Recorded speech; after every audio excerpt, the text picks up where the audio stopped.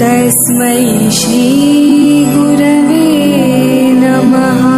નમસ્કાર બાળ મિત્રો, શ્રી સંસ્કાર સ્કૂલ વઢવાણ ઓનલાઈન એજ્યુકેશનમાં આપનું સ્વાગત છે. ધોરણ 4 પર્યાવરણમાં પ્રકરણ 19 એમાં છે સાથે જમીએ. જે કઈ ઉજવણી હોય તો બધા એક સાથે જમતા હોય છે ને, તો આવી રીતે જમવાની તો ખૂબ જ મજા પડે છે. આપણે પણ સ્કૂલમાં ઘણા પ્રોગ્રામો કર્યા અને એમાં બધા સાથે જમતા હતા ત્યારે કેવી મજા પડતી હતી. ભેળનો પ્રોગ્રામ બનાવતા હતા, પાણીપુરીનો બનાવતા હતા.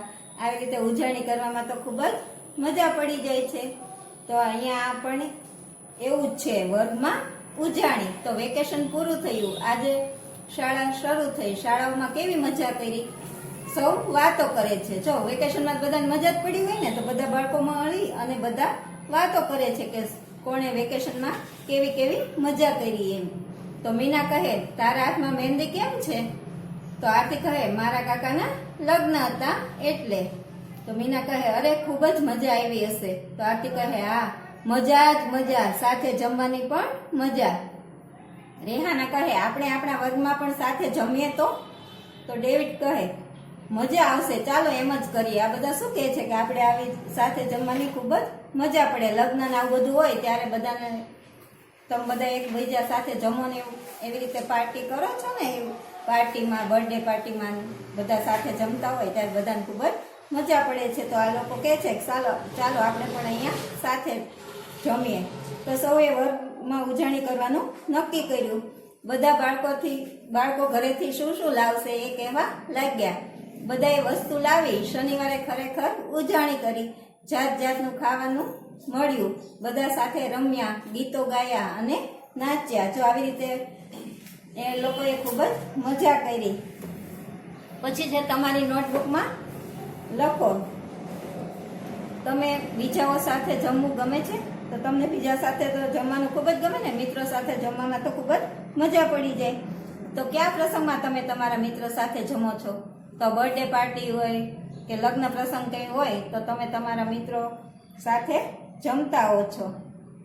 તમે તમારા વર્ગમાં ક્યારે ઉજવણી કરી છે? ક્યારે? અને તમે ઉજવણી કઈ રીતે કરી હતી? તો આપણે તો વર્ગમાં ઘણી વાર ઉજવણી આવી રીતે કરી છે. સ્વાતંત્ર્ય દિવસ હોય કે ગણેશ ઉત્સવ હોય, નવરાત્રી હોય, આવી રીતે આપણે ખૂબ જ ઉજવણી કરીએ છીએ. અને આપણે સ્વાતંત્ર્ય દિવસમાં સ્કૂલ શણગારીએ છીએ, રંગોળી બનાવીએ છીએ, તોરણ બાંધીએ છીએ. આવી રીતે ઉજવણી કરવાની તો ખૂબ જ મજા પડી જાય છે. તમે અને તમારા મિત્રો ઉજવણી માટે શું શું લાવ્યા હતા? તો તમે બધા ઘરેથી કોઈ મીઠાઈ, ઊંધિયું, થેપલા, અલગ અલગ વસ્તુ લાવી અને બધા સાથે જમ્યા હતા. તમે બધા શું જમ્યા હતા? તો તમે લાડુ, જલેબી જેવી મીઠાઈ, રતલામી, સેવ, ભાખરવડી આવું બધું લાવ્યા હતા અને બધા સાથે જમ્યા હતા. તમે તમારી ઉજવણી માટે કોને આમંત્રણ આપ્યું હતું? તો તમે તમારા શિક્ષકોને, આચાર્યને, બધાને, પટ્ટાવાળા ભાઈઓને, બેન બધાને આમંત્રણ આપ્યું હતું. પછી ઉજવણીમાં કોણ ન આવ્યું ને શા માટે? તો ઉજવણીમાં સરપંચ છે એ નહોતા આવી શક્યા, કારણ કે તેમને તાલુકાની મિટિંગમાં જવાનું હતું. પછી છે ઉત્તરાયણ ઉજવીએ. હવે ઉત્તરાયણનો તહેવાર આવી રહ્યો છે ને, તો એમાં તો બધાને પતંગ ચડાવવાની ખૂબ જ મજા પડી જાય છે અને એ પણ એક ખૂબ જ મોટી ઉજવણી પણ થાય છે. પિંકી વહેલી સવારે ઉઠી. તેના મિત્રો સેજલ, આયુષ, તન્વીર, ફાતિમા અને ઇકબાલને પોતાના ઘરે બોલાવવા દોડી. આજે ઉત્તરાયણ છે, સૌ આનંદમાં હતા. જો ઉત્તરાયણ હોય એટલે બધા મજામાં જ છે, કેમ કે ઉત્તરાયણનો તહેવાર છે એ અલગ અલગ ધર્મનો નથી. એ તો કોઈ પણ ધર્મના હોય તો પણ એ ઉત્તરાયણનો તહેવાર તો ઉજવે જ છે, હિન્દુ હોય કે મુસ્લિમ હોય કે શીખ, ઈસાઈ, કોઈ પણ. પછી ઉત્તરાયણ ઉજવવા તેમને ખાસ તૈયારી કરી હતી. તેઓ ઉત્તરાયણ કેવી રીતે ઉજવશે? ચાલો વાંચીએ. તેઓ ખૂબ જ વહેલા ઉઠ્યા હતા. તેમના મોટા ભાઈઓએ અગાઉથી જ પતંગની કિન્ના બાંધી રાખી છે. પિંકીના દાદીએ તલના લાડુ અને સિંગની ચીકી બનાવી છે. જો તમે આવી રીતે પતંગની કિન્ના બાંધી રાખી હોય તો તમને ફટાફટ ચડાવવાની મજા પડી જાય ને, અને તમે જલ્દી ચડાવી શકો. તો આગલે દિવસે બધી તૈયારી કરી લે છે. હવે સેજલ તેના ઘરેથી મમરા, ગળ્યા લાડુ લાવી. તન્વીર પોતાની વાડીએથી બોર લાવી. લાવ્યો. આયુષની મમ્મી તાજા બોર આપી ગઈ. આવી રીતે બધાના ઘરેથી અલગ અલગ વસ્તુ આવી ગઈ. હવે રસોડામાં પિંકીની મમ્મી ઊંધિયું બનાવવાની તૈયારી કરે છે. ઊંધિયું બનાવવામાં શું શું જોઈએ તમને ખબર છે? ગવાર, વાલોળ અને રીંગણ, બટાકા, ટમેટા પણ ખરા.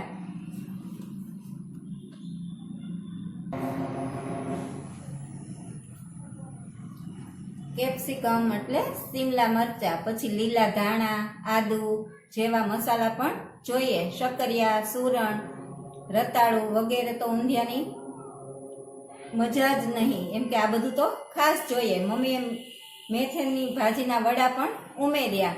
ઇકબાલ તો આટલું બધું જોઈ અને અચરજ પામ્યો, કેમ કે દરેક શાક અલગ અલગ આવી ગયા ને તો ઊંધિયું તો એવું મસ્ત અને ઘણું બધું બની ગયું. તો ઇકબાલ તો આ જોઈ અને એને એકદમ અચરજ થઈ કે પછી કે દાદીમાં ગરમા ગરમ જલેબી ઉતારતા હતા. સૌએ ખાવાનું શરૂ કર્યું. દાદીમાં એ જલેબી બનાવી અને બધા તો ગરમ ગરમ જલેબી ફટાફટ ખાવા માંડ્યા. સૌ હવે પતંગ ચગાવતા અગાસીએ ગયા. કોઈએ પતંગ ચગાવ્યો તો કોઈએ ફિરકી પકડી.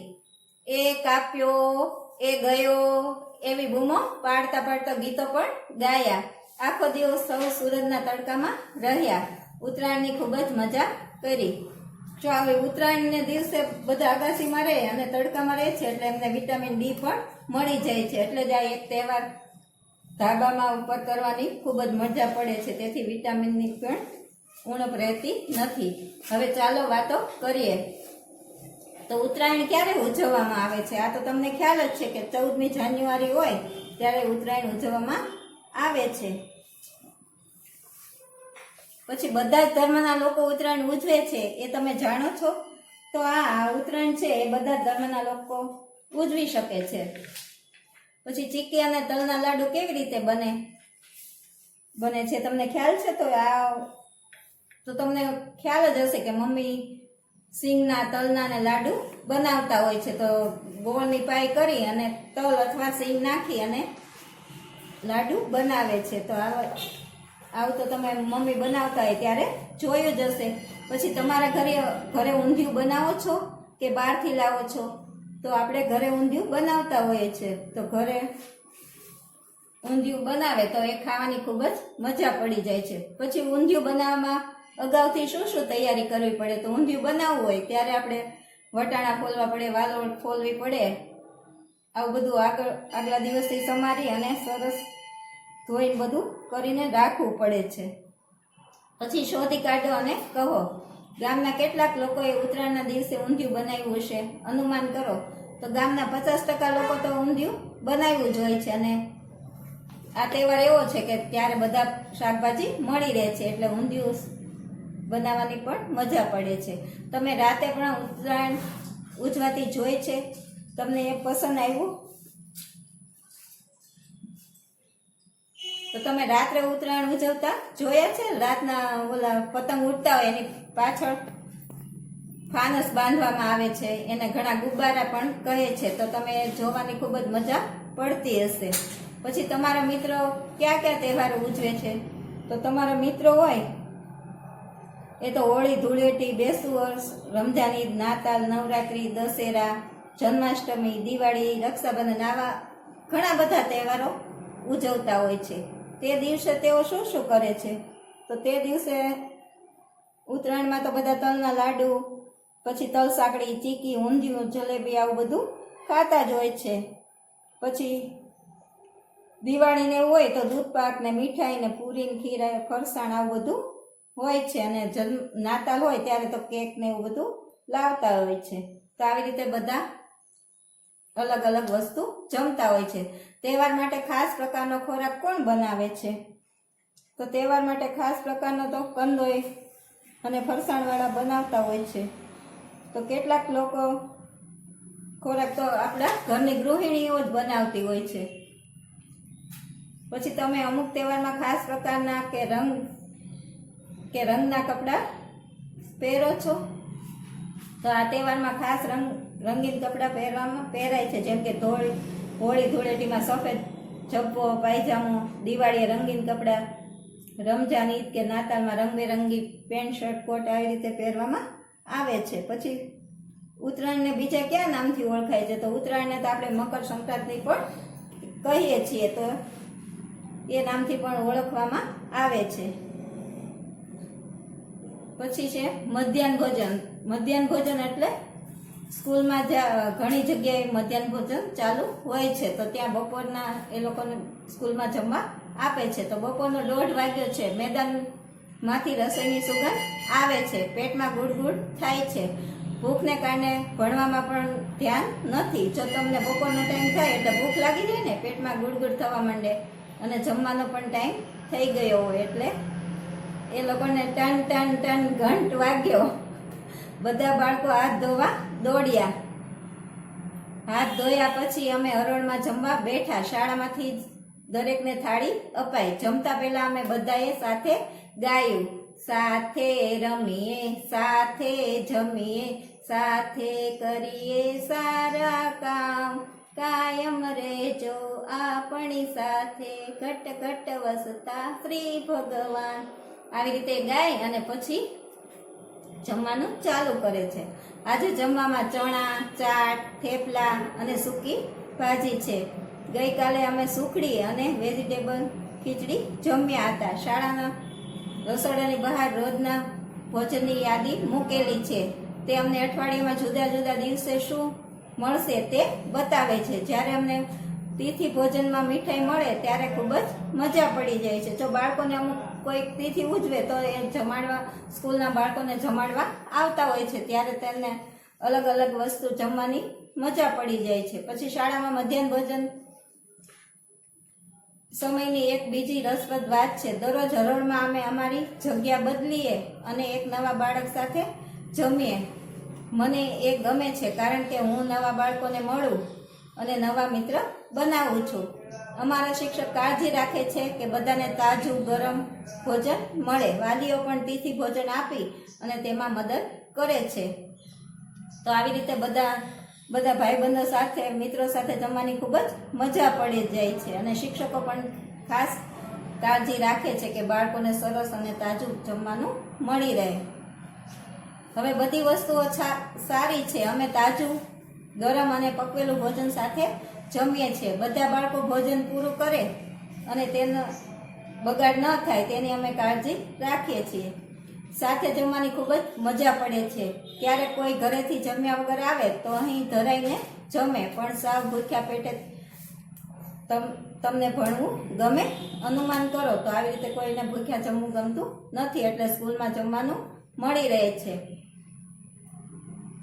અને સ્કૂલમાં પણ ભોજનનો કંઈ બગાડ ન થાય એની પણ ખાસ કાળજી રાખવામાં આવે છે, કેમ કે જે બાળકોને જેટલું જોઈતું હોય એટલું જ આપવામાં આવે છે. અને એમને ભોજનનું મહત્વ પણ સમજાવવામાં આવે છે. જે ભોજન વગર જે બાળકો રહી જતા હોય છે અમુક, એને કેટલી જરૂર હોય છે, તો એનું ધ્યાન ત્યાં દોરવામાં આવે છે કે કોઈ પણ અનાજનો ખોટો બગાડ કરવો નહીં. પછી શોધી કાઢો અને નોટમાં લખો. તમારી શાળામાં અપાતા ભોજન વિશે લખો. ભોજન કયા સમયે આપવામાં આવે છે? તો ભોજન બપોરના 1:30 વાગે આપવામાં આવે છે. શાળામાં તમને ભોજનમાં શું મળે છે? તો શાળામાં ભોજનમાં અલગ અલગ વસ્તુ મળે છે. ચણા, લાપસી, થેપલા, ભાખરી, વઘારેલી ખીચડી, આવું બધું જમવામાં આપવામાં આવતું હોય છે. તમને જે મધ્યાહન ભોજન મળે છે તે પસંદ છે? ઘણા બધા લોકોને પસંદ હોય છે, કેમ કે એના મમ્મી પપ્પાને કંઈક કામ માટે જતા રહેતા હોય તો એ લોકો ઘરેથી લંચ લાવી શકતા નથી હોતા. તમને જે ભોજન મળે છે તે પૂરતું છે? તો હા, તમને સમયસર અને ભોજન પૂરતું મળી રહે છે. તમે તમારી પોતાની થાળી લાવો છો કે શાળામાંથી મળે છે? તો શાળામાંથી આપણને થાળી મળે છે અને આપણે તે સાફ કરી અને મૂકી દેતા હોઈએ છીએ. ભોજન કોણ પીરસે છે? તો ભોજન તો અહીં આપણે બા હોય એ પીરસી આપે છે. તમારા શિક્ષક તમારી સાથે જમે છે? તો અમારા શિક્ષક પહેલા રસોઈનો ટેસ્ટ કરી લે છે અને પછી જ અમને જમવા આપે છે. શાળામાં બોર્ડ પર અઠવાડિયે ભોજનની યાદી મૂકી છે? તો આ અઠવાડિયાના ભોજનની યાદી મૂકેલી હોય છે, જેથી અમને ખ્યાલ આવે કે કયા વારે શું બનાવેલું હોય છે. તમને બુધવારે અને શુક્રવારે શું મળે છે? તો અમને બુધવારે તો લાપસી અને શુક્રવારે ચણા મળે છે. જો તમને તમારી શાળામાં ભોજનની યાદીમાં ફેરફાર કરવાનું કહેવામાં આવે તો તમે શું બદલવા માંગો છો? તમે જમવામાં શું પસંદ કરશો? તમારી પોતાની યાદી બનાવો.